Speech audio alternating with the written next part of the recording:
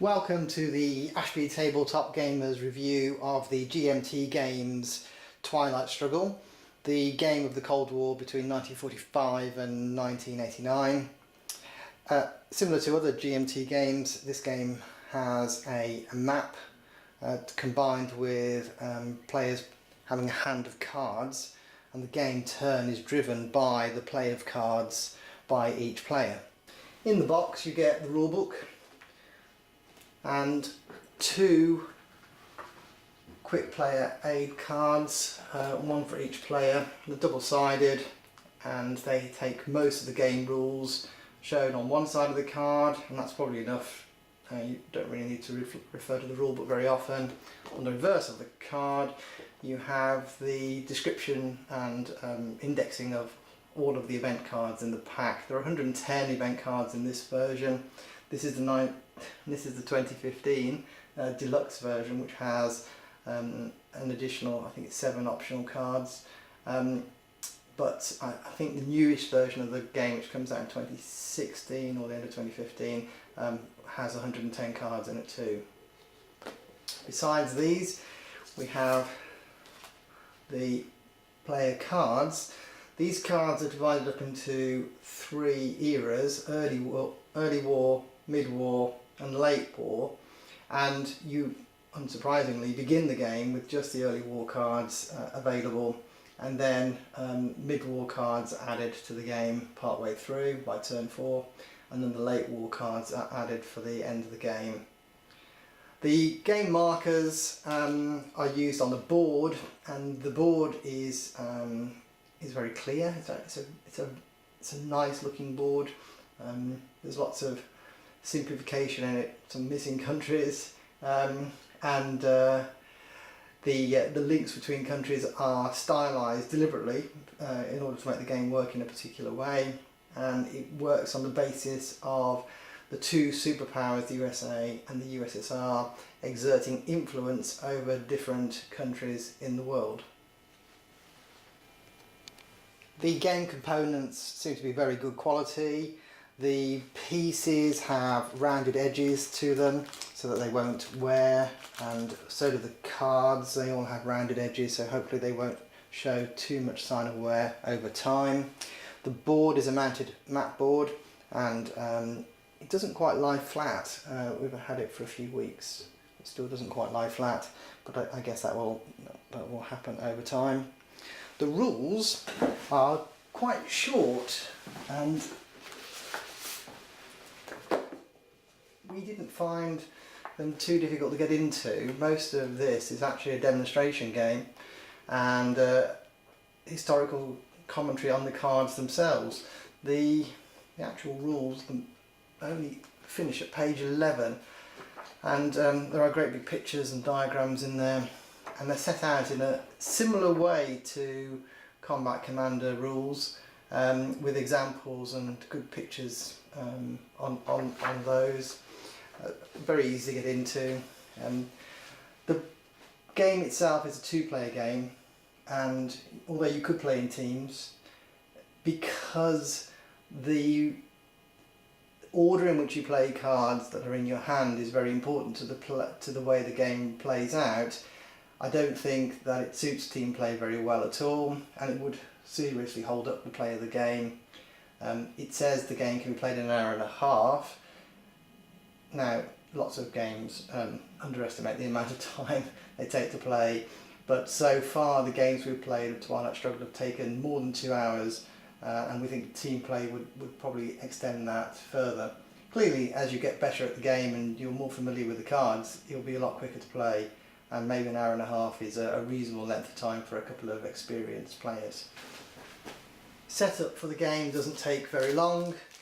Besides the deck of cards, there are a number of pieces that help you play the game. Basically, you have a turn marker, which takes you from very early war, 1945, to the end in 10 turns. Then we have the action round marker. Each of the 10 turns is split up into a number of action rounds, depending upon where you are in the game. You start off with 6 action rounds and you move up to 7 action rounds by mid-war. And there is a possibility of moving to 8 action rounds if a certain card is played. There is a DEFCON status marker which determines how close you are to nuclear war, and obviously the play of cards determines how close you can get to nuclear war, and also the different players' options. The victory points move between 20 to the Russians and 20 to the US, and the victory points track, effectively you add victory points or take victory points away, and it moves the victory point marker along the track. And you can go back to 0. You can get very close to a Russian victory and still have the Americans win overall in the end. And there are also other occasions where the game ends automatically without a victory on victory points. And at the very end of the game, if no player has won an automatic victory, then there's a scoring round, and whichever player has the most points by then would be the victor. In this case, that would be the Russian victor with 11 points. There's a space race sub-game within the game. It allows the players to spend some of their time and technology on the space race, which has a particular benefit in that it enables you to get rid of a card from your hand, which may otherwise do your opponents more good than you. We'll talk about the space race later. And finally, we have the military operations, which are required military operations in order for your country to appear not to be weak. As you get closer to nuclear war, the required operations reduce each turn. But if you don't carry out a number of military operations, a particular number of military operations which are dependent on the DEFCON status, then you do lose victory points.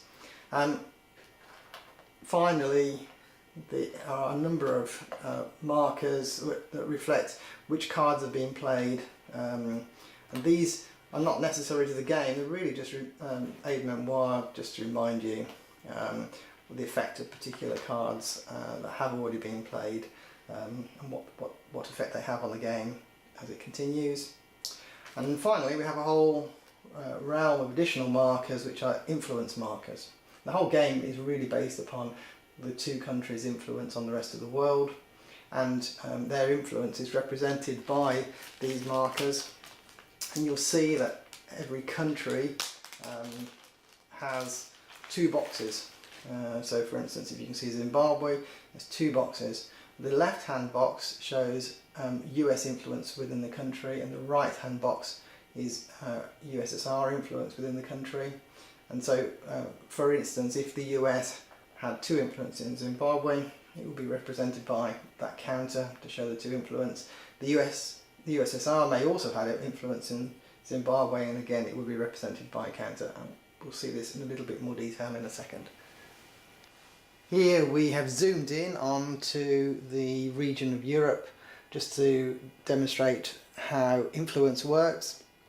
You will see that there are 3 dark blue counters, one in the UK with a value 5, one in West Germany with a value 4, and one in Italy with a value of 2. So that represents 5 US influence in the UK, 4 in West Germany, 2 in Italy. There's one white counter with a blue star, which also represents US influence, but this is the one influence in France, and it's white background rather than a blue background because it shows that although there is influence for the US in France, it doesn't actually control France. In order to control a nation, the USA or USSR has to put enough influence in there that it matches what they call the stability number of the country. Each country has a stability number in the top right hand corner, so 3 for France, 5 for the UK, and 4 4 for Austria, for instance. Some countries have a much lower stability number. You can have countries, particularly in Africa, with stability numbers of 1. But most of them in Europe, comparatively high numbers. You'll see Greece and Spain, Portugal are lower figures. Italy is a 2. You'll also see 3 red counters, which is the USSR influence in the country, and again the red background indicates that's influence where the country is controlled by the USSR. And you see in Finland there's a white background counter with 1. That's 1 influence for the USSR in Finland. The stability for Finland is 4, so the USSR doesn't control Finland. As part of the game, you place further influence into different countries in order to control the countries and to control the regions. And the point system is based upon whether or not you can have a presence or domination or control of a particular region. And indeed, there's an automatic win if you do control Europe at any time that the Europe scoring card comes out, and there's a special scoring round at the end where that happens, if it hasn't happened earlier.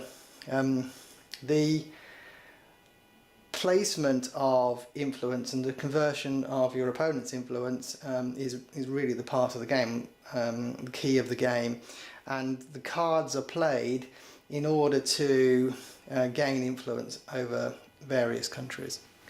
The cards are dealt randomly to the players, and at the beginning the players hold a hand of 8 cards for the opening few turns, and they have to play the cards from their hand. And you can see that each card has an event on the card, and this first one is called Fidel, and reflects the arrival of Fidel Castro as leader of Cuba. It says the effect of the card is to remove all US influence in Cuba, and the USSR gains sufficient influence in Cuba for control, which would be 3 in that case. If the Russian player plays that card, he has the choice to either play it for the event or to play it for operations points. And any player can play their cards for operational points, but if you play a card of your opponents, so in this case if the USSR player plays the Fidel card, then if the USA player plays the Fidel card, then the USA player would get the 2 operations points, which are in the top left hand corner, and the event would happen also. Since the event happens, that card would then be discarded and wouldn't go back into the discard pile to be reused. Another example is the Marshall Plan. This is an American event, and one of the effects is it allows the later play of the NATO card, but also it would mean that the US would add 1 influence in each of any 7 non-USSR controlled Western European countries, so that would increase the USA influence, and normally it costs 1 point to add 1 point of influence, so that would be worth 7 operations points to play that card for its effect. Or alternatively, the USA player could play it for 4 operations points, and if they do play it for 4 operations points, then the effect of the Marshall Plan doesn't happen as well. You don't get both in that case, because it's the USA player getting the benefit of the ops points. Next card is an Olympic Games card, and you can see that that's got a red and white star in the top left hand corner. This means that it can benefit either player. You can play it for 2 operations points, or you can play it for the effect of the Olympic Games in this case. And the final card is the example card, is the Europe scoring card, and it does say that this card may not be held, so you start with 8 cards, and during the course of the play you will play at least 7 of those, so you might end up holding a card at the end, in which case it can't be the scoring cards, can't be any, you can never hold a scoring card, even if a scoring card goes against you, because for instance maybe your opponent dominates Europe where you only have presence, then you still have to play the card at some point. There are no operations points for a scoring card, so you have to play it for scoring. There isn't any choice in that. and the scoring card goes back into the deck afterwards, the discard pile, and we'll come round a number of times in the game. And the early scoring cards like Asia and Europe will come round probably 2 or 3 times. And so you can see that the scoring does help you focus on what were the key battlegrounds for that period. Clearly Europe and the division of Eastern and Western Europe, but also Asia is extremely important, and the Middle East becomes important too. Here you can see the demonstration of a game by 2 players who haven't played Twilight Struggle before. This is the setup and the opening moves. You can see that the initial influence is placed according to the map. As the turns progress, you can see that the players start placing influence around the board.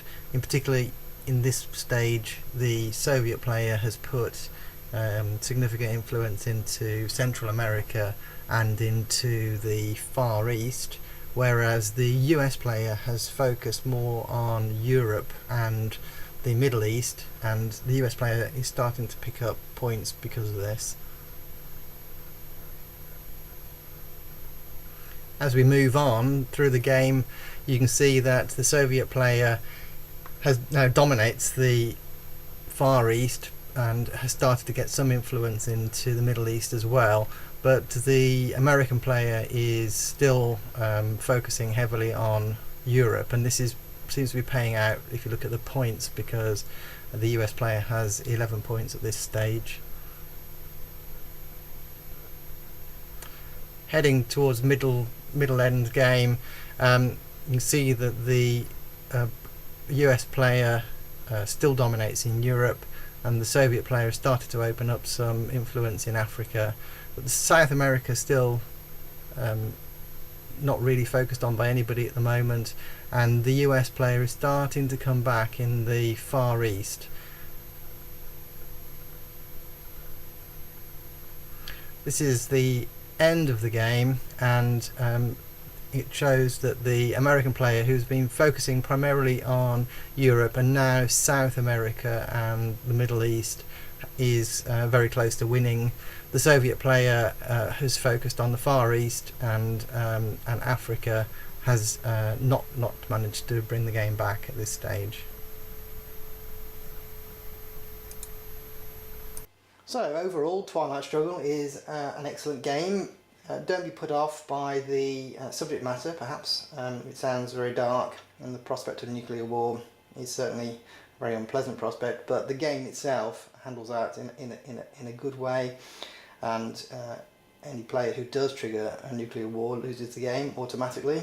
Every player who's played it at the club has enjoyed playing it and would happily play it again. It's got good replayability.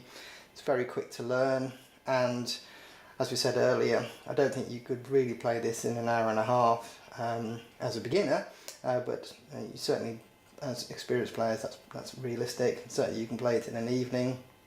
It's not possible to play it solo, although there's a lot of information in the cards, and the actual game itself is illuminating, but it wouldn't be a proper game if you only had one player, and it doesn't really suit team play. So this is a 2-player game, but other than that restriction on the game, we thoroughly recommend this, and we have had a great time playing this game.